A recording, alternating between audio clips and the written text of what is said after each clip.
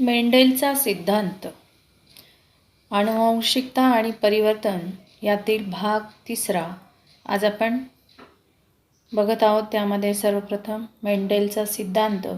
आनुवंशिकतेचा सिद्धांत हे सजीवांच्या लक्षणावर आधारित आहे. ग्रेगर जोहान मेंडल या वैज्ञानिक शास्त्रज्ञाने 100 वर्षांपूर्वी वाटाण्याच्या झाडावर प्रयोग केलेला आहे. बघा, इथे तुम्हाला आकृतीत वाटाण्याचे आकृत्या दिसत आहेत की ज्याच्यामध्ये विविध प्रकारच्या वाटाण्याचा आकार आणि रंग, यामध्ये हिरवा वाटाणा आहे आणि पिवळसर रंगाचा वाटाणा आहे. त्यानंतर सर्वात प्रथम डाव्या कोपऱ्यामध्ये तुम्हाला जांभळ्या रंगाचं फूल दिसतंय. त्यानंतर त्याची बी, त्या रंग, त्या बीचा सीड कलर म्हटलेले म्हणजेच बियांचा रंग. त्यानंतर शेप म्हणजे आकार कसा असतो आणि त्या वनस्पतीची उंची आणि त्याची फुलं कशी येतात, असं ह्या तक्त्याचं वर्गीकरण दिलेलं आहे. त्यामध्ये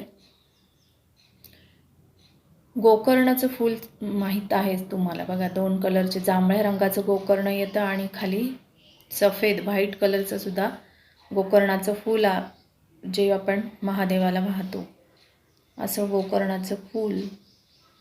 तर या सर्व फूल, त्यानंतर बी, त्याचा रंग, त्याचा आकार आणि शेंगेचा आकार कसा असतो, त्यानंतर त्या फुलांची जागा, फुलं कुठे येतात, अगदी झाडाच्या टोकावर शेंड्यावर येणारे आहेत. आणि दुसरं म्हणजे त्या खोडाची उंची. तर असा प्रभावी आणि अप्रभावी, जर बियांचा आकार गोल असेल तर ते प्रभावी होतं आणि अप्रभावी म्हणजे खालची बघा, पिवळ्या रंगाचा 2 नंबरचा कॉलम, ती खालची बी जी आहे सुरकुतलेली आहे, म्हणजेच ती अप्रभावी आहे. रंग मात्र पिवळसरच आहे, पण वरची बी जी आहे ती गोल आकार भरलेली आहे, म्हणजेच त्याला आपण प्रभावी लक्षण आहे असं म्हणूयात. त्यानंतर पिवळा रंग जरी असला आणि अप्रभावीमध्येच तो येतो आणि हिरवा रंग जो आहे दुसरा, तो अप्रभावीमध्ये येतो. फुलांचा रंग जांभळा आणि पांढरा अशा 2 रंगाच्या पहिल्या कॉलममध्ये डाव्या बाजूने फुलांचा रंग दिलेला आहे. शेंगेचा आकार जो आहे तो पूर्ण भरलेला आहे वरती, आणि खाली जी शेंग आहे पांढऱ्या रंगाची जिथे, ती कशी आहे, चपटी आहे, म्हणजे त्याच्यात दाण्यांचा आकार हा गोलाकार नाही आहे, भरीव दाणा नाही आहे असं आपण म्हणतो. बऱ्याचदा वाटाणे, आता वाटाण्यांचा सीझन आहे, आपण वाटाणे आणतो, काही शेंगा दाण्याने अगदी पूर्णपणे भरलेल्या दिसतात, परंतु काही चपट्या असतात आणि अगदी बारीक असे दाणे त्यामध्ये आपल्याला आढळतात. त्यानंतर फुलांची जागा ही कोणात असते, काही ठिकाणी टोकावर असते. फुलं जे आहे तर वनस्पती वाढताना पूर्णपणे सरळ वाढते आणि त्या ज्या ठिकाणी वाढ होत असते त्याच भागामध्ये, पहिल्या आकृतीत वरच्या कॉलममध्ये उजव्या बाजूला, की डायरेक्ट तिथे त्या कोंबालाच, वरचा जो शेंडा आहे तिथेच फुलं येतात आणि काही ठिकाणी फांद्या फुटून मग त्याला फुलं येतात. आता मेंडेलच्या प्रयोगाचे निष्कर्ष पुढे दिलेले आहेत. ते 2 प्रकारचे आहेत. मेंडेलचा एकसंकर संततीचा प्रयोग म्हणजेच मोनोहायब्रिड क्रॉस, आणि मेंडेलचा द्विसंकर संतती, मेंडेल्स डायहायब्रिड रेशो इंग्लिशमध्ये आपण त्याला म्हणतो. मेंडेलच्या सिद्धांतात प्रभावी जनुक जोडी म्हणजे कॅपिटल टी अक्षराने दाखवली आहे, लाल रंगाची कॅपिटल टी, आणि स्मॉल टी इंग्रजी स्मॉल टी अक्षराने अप्रभावी जनुक जोडी ही दाखवली जाते. आता याच्यामध्ये हा तक्ता तुम्हाला दिसेल बघा, कॅपिटल टी आणि स्मॉल टी, स्त्री आणि पुरुष अशा पद्धतीचे, स्त्रीलिंगी आणि पुल्लिंगी अशा जोड्या दाखवल्या आहे. आता यामध्ये स्मॉल टी आणि कॅपिटल टी यांचा संतानीय पिढीमध्ये संकर झाल्यानंतर स्मॉल टी आणि मोठा टी प्रत्येक याच्यामध्ये कॉमन काय असणार आहे? Capital T, capital T, capital T आणि कॅपिटल टी. चारही ठिकाणी निळ्या रंगाचे प्रभावी लक्षण असणारी जनुक एक एक टी आहे आणि स्मॉल टी लाल रंगाने जो आहे तो पुढचा तक्ता तुम्हाला दिसेल की ज्याच्यामध्ये मोठा टी प्रत्येक ठिकाणी आहे आणि स्मॉल टी लाल रंगाने जो दाखवला आहे तो सुद्धा चारही चौकटीमध्ये आलेला आहे. त्यामुळे बघा ही चौकट तुम्हाला दिसते की याच्यामध्ये निळ्या रंगाचे हे प्रभावी लक्षण असणारा कॅपिटल टी निळ्या रंगाने आणि लाल टी जो आहे तो अप्रभावी जनक जोडीतला टी असल्यामुळे तो लाल रंगाने स्मॉल अक्षरात दाखवला आहे. दोघंही ठिकाणी चारही ठिकाणी बघा दोघंही जनुक जोड्यातील एक भाग हा आलेला आहे आणि टी कॅपिटल टी हा सगळीकडे असल्यामुळे त्याचं लक्षण काय आहे? प्रभावी असल्यामुळे या तक्त्यामधून आपल्याला लक्षात येते की उंच असणे हे लक्षण प्रभावी आहे. तर बुटकं असणं त्याला दडवून टाकलेलं आहे. जरी त्याच्या जोडीला स्मॉल टी असला तरी उंच म्हणजेच कॅपिटल टीची लक्षणं जास्त प्रभावीपणे बाह्यरूप किंवा दृश्य वैशिष्ट्ये त्याची जास्त असल्यामुळे स्वरूपविधा त्याला म्हटलं आहे आणि जनुकविधा म्हणजे सजीवांची जनुकीय रचना. तर या ठिकाणी टॉलच उंचच लक्षणं आपल्याला जास्त प्रभावीपणे दिसत आहे आणि बुटकीची लक्षणं आहे किंवा ते बाह्यरूप आहे यालाच स्वरूपविधा असं म्हणतात. की उंच आहे का किंवा बुटका आहे हे बाहेरून आपल्याला लक्षात येतं. एखादा व्यक्ती उंच आहे किंवा बुटका आहे तर हे बाह्य लक्षणावरून आपण ठरवू शकतो. म्हणून त्याला म्हणायचं आहे स्वरूपविधा. आणि जनुकविधा म्हणजे ही सजीवांची जनुकीय रचना असते की ती. आता मेंडेलची द्विसंकर संतती जेव्हा संकरात विरोधी लक्षणांच्या दोन जोड्यांचा समावेश होतो त्यास काय म्हणायचं आहे? द्विसंकर. म्हणजेच काय? गोल वाटाणा आहे आणि पिवळ्या बीजांच्या झाडांचा संकर सुरकुतलेल्या हिरव्या बीजांच्या झाडाबरोबर केला. म्हणजेच दोन प्रकारचे वाटाणे आपण घेतले. एक आहे हिरवा वाटाणा आणि दुसरा आहे पिवळा. परंतु पिवळा हा गोलाकार आहे आणि हिरवा वाटाणा सुरकुतलेला आहे. तर असं गोल व पिवळा रंग ही प्रभावी लक्षणं आहे त्याच्यामध्ये आणि हिरवा मात्र सुरकुतलेला आहे ही अप्रभावी लक्षणं त्यामध्ये जर असतील तर त्याद्वारे द्विसंकर संतती आपण या सिद्धांताद्वारे बघू शकतो. जनक पिढी P1 म्हटलेलं आहे. पहिला जनक RR गोल आकाराची बीजे आणि YY पिवळ्या रंगाची बीजे. दुसरा जनक स्मॉल r आणि त्यालाच सुरकुतलेली बीजे म्हटले. हिरव्या रंगाची बीजे YY.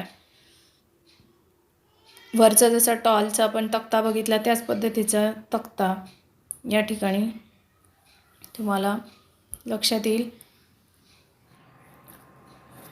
तर ह्याच्यामध्ये गोल आणि पिवळ्या बिया असा संकर करण्यात आलेला आहे. त्याच्यामध्ये जनुकविधा RR कॅपिटल आणि कॅपिटलच YY अशा पद्धतीचा हा जो तक्ता आहे तुम्ही पुस्तकातनं तो व्यवस्थित अभ्यासून घ्या. पिवळा पिवळा आणि हिरवा अशा चार प्रकारच्या जोड्या आहेत. त्याच्यामध्ये capital R capital Y, capital R small y, small r capital Y आणि स्मॉल r आणि स्मॉलच y असा जर असेल तर त्यांचे पुयुग्मक आणि स्त्रीयुग्मकांचा संकर झाल्यानंतर संतानीय जी पिढी आहे ती कशा स्वरूपात निर्माण होते हे या तक्त्यामध्ये तुम्हाला दिसते. क्रॉस मल्टिप्लिकेशन त्याचं करायचं आहे की पहिल्या कॉलमचा वरचा RY हा डाव्या बाजूचा जो कॉलम आहे त्याचा पण आर आणि वाय, कॅपिटल आर आणि वाय कॅपिटलच आहे दोघं पण. तर त्यांचा गुणाकार करायचा आहे आणि मग ती मिळणार आहे कॅपिटल 2R आणि कॅपिटल 2Y, म्हणजे गोल आणि पिवळा असा वाटाणा आहे. तर 9 गोल आणि पिवळ्या बिया, 3 गोल आणि हिरव्या बिया, 3 सुरकुतलेल्या पिवळ्या बिया, 1 सुरकुतलेली आणि हिरवी बी. स्वरूपविधा म्हणजे जे लक्षणं आपल्याला दिसत आहे की रंग त्याचा पिवळा आहे आणि आकार कसा आहे गोल. मग ते हे दिसणारे लक्षण आहे आपल्याला की एखाद्या बीचा वाटाण्याचा आकार कसा आहे तो गोल आहे आणि रंग कसा दिसतोय वरची पिवळा, त्याच्यानंतर खालचा आहे हिरवा, तर हिरव्या बी आहे त्याचा रंग कसा आहे आणि आकार मात्र त्याचा सुरकुतलेले बी आहे. त्यामुळे त्यांचा स्वरूपविधा म्हणजे बाह्य लक्षण जी आहे ते याचं एकत्रित गुणोत्तर आपल्याला या तक्त्याद्वारे मिळतं आहे. 9-3, 3-3 आणि 3-1. 9-3, 3-3 आणि 3-1 असं स्वरूपविधा एकत्रित गुणोत्तर या तक्त्याद्वारे द्विसंकराची दुसरी संतानीय पिढी आपण पुढील तक्त्यामध्ये आहेत ती तुम्ही पुस्तकातनं अभ्यास करून घ्या. ती जास्त काही विचारली जात नाही म्हणून ह्या 2 पिढ्यांचा जास्त आपण अभ्यास केलेला आहे. यानंतर मानवामधील काही प्रभावी आणि अप्रभावी वैशिष्ट्य आहे की त्याच्यामध्ये दुमडणारी जीभ, हातावर केस येणं, काळे व कुरळे केस असणं, कानाची मोकळी पाळी, आणि अप्रभावी म्हणजे न दुमडणारी जीभ, हातावर केस नसणं, भुरे व सरळ केस, कानाची चिकटलेली पाळी ही बाह्य अप्रभावी लक्षणं आहेत. आता अनुवंशिक विकृती कशी निर्माण होते.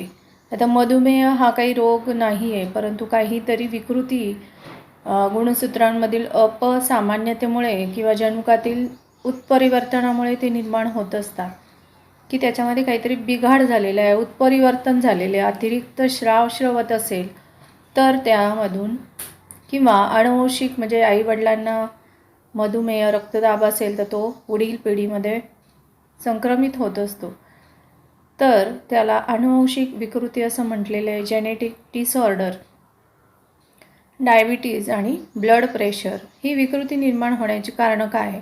तर गुणसूत्राच्या संख्येत बदल, आधिक्य किंवा कमतरता, गुणसूत्राच्या एखाद्या भागाचा लोप, गुणसूत्रांचे स्थानांतरण म्हणजे जागा बदलणं. तर ह्या विविध विकृतीमध्ये 3 प्रकार पडलेत बघा. डाऊन सिंड्रोम, टर्नर सिंड्रोम आणि क्लाइनफेल्टर सिंड्रोम असे 3 प्रकार पडलेले आहेत. विकृतीचा प्रकार दिलेला आहे त्याच्यामध्ये. डाऊन सिंड्रोममध्ये काय काय लक्षणं येतात आणि त्यांची एकूण गुणसूत्र संख्या किती आहे याचा तो तक्ता तुम्हाला पुस्तकामध्ये दिलेला आहे. डाऊन सिंड्रोम असेल तर त्यामध्ये 21वे गुणसूत्र 3 वेळा असते, म्हणजेच त्यांच्यामध्ये गुणसूत्रांची संख्या 47. टर्नर सिंड्रोम असेल तर 45 अधिक x, आणि क्लाइनफेल्टर्स असेल तर 47 अधिक XX, कॅपिटल XX आणि कॅपिटलच Y. तर एक गुणसूत्र कमी, अल्पविकसित अशा प्रकारची लक्षणं या 3 प्रकारच्या विकृतींमध्ये, सिंड्रोममध्ये आढळतात. विकृतीचा प्रकार त्यांनी दिलेला आहे. आता तो तक्त्याद्वारे आपण बघू. तर काही वेळा बघा एकापेक्षा जास्त जनुकांमध्ये बदल घडून आलेला आहे तर ही विकृती निर्माण होते. त्यालाच मधुमेह किंवा रक्तदाब म्हटले आपण. ही व्याख्या तुम्ही लिहून काढा. अशा विकारात काय होतं, गर्भावस्थेतील अर्भकावर आजूबाजूच्या पर्यावरणातील घटकांचा परिणाम घडल्यामुळे विकाराची तीव्रता वाढते. हे जे विकार आहे त्याची तीव्रता आजूबाजूच्या पर्यावरणातील घटकांचा परिणाम झाल्यामुळे ती तीव्रता जास्त प्रमाणात वाढू शकते. आता यानंतरचे जे रोग आहे ते मुख्यतः चयापचयाचे जन्मजात विकार असं देखील त्याला म्हटलेलं आहे. आणि कोवळ्या वयात लहान अर्भक आहे त्या अशा वयामध्ये हे रोग जीवघेणे ठरू शकतात. सामान्यतः काय आहे, जनुक हे ठराविक उत्पादिते तयार करतो, परंतु सदोष जनुक शरीरामध्ये आवश्यक उत्पादित तयार करत नसेल, अत्यल्प प्रमाणात होत असेल, उदाहरणार्थ इन्सुलिन हे डायबिटीससाठी कमी प्रमाणात आपल्या शरीरात त्याचं रसायन कमी प्रमाणात स्रवत असेल तरीसुद्धा डायबिटीस हा होऊ शकतो. की विविध जी रसायनं आहे त्यांची रासायनिक प्रक्रिया आपल्या शरीरात जे उत्पादित होत असतात ते कधीकधी जास्त तयार होतात, तर कधी अत्यल्प प्रमाणात हे एन्झाईम्स जे आहे ते तयार होत असतात, उत्पादित त्याला म्हणतो. आणि त्यामुळे अनावश्यक असं आणि विषारी पदार्थ साचून राहिल्यामुळे ही शरीरामध्ये विकृती निर्माण होत असते. यामध्ये अनेक विकारांची नावं सांगितले. वर्णहीनता, दात्रपेशी म्हणजे सिकल सेल पांडुरोग, सिकल सेलची लक्षणं, त्यानंतर त्याचं निदान, प्रतिबंधक उपाय हे आपण पुढील भागामध्ये आता बघूया. आज आपण इथेच थांबूया. शेवटचा भाग असेल तो पुढच्या भागामध्ये आपण त्याचा अभ्यास करू. धन्यवाद.